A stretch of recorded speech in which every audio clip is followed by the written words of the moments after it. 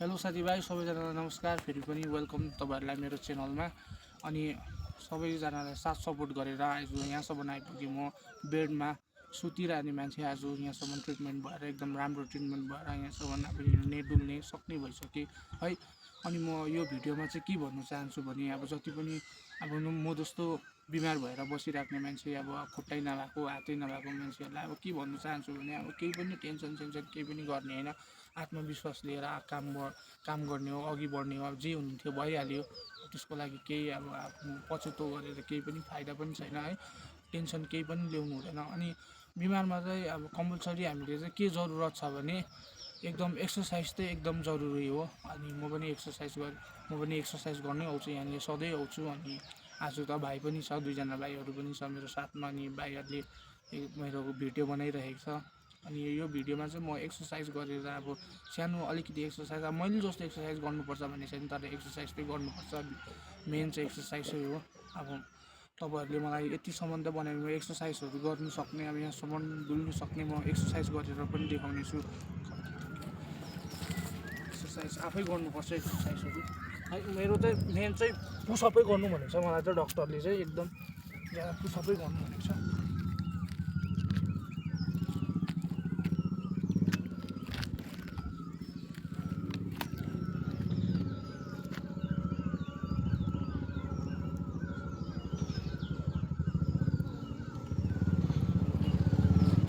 त्यस्तो ज्यादा त सकिँदैन र पनि अब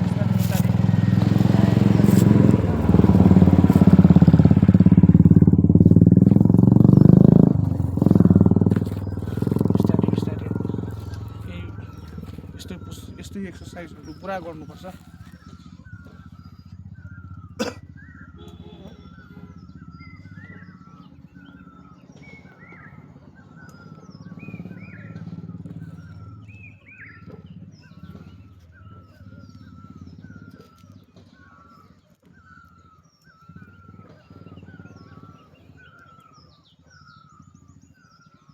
मेरो चाहिँ यो अब डक्टरले चाहिँ खुट्टालाई चाहिँ पुरा एक्सर्साइज गर्नु भनेको छ।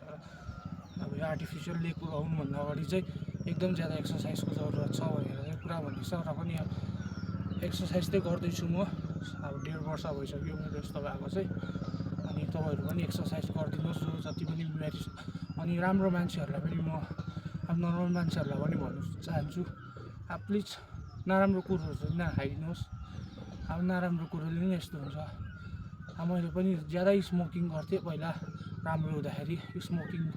स्मोकिङले यस्तो भएको।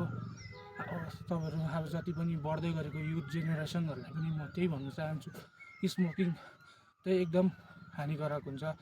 अब सबै मान्छेलाई हुन्छ भन्ने चाहिँ केही पनि छैन, तर भइसकेपछि चाहिँ अब नराम्रो परिणाम भोग्नुपर्छ, दुःख कष्ट पुरा सहनुपर्छ। अनि युथहरूले चाहिँ त्यस्तो नराम्रो कुरोहरू चाहिँ केही पनि नगरिदिनुहोस्। अब सबैलाई हुन्छ भन्ने केही पनि छैन।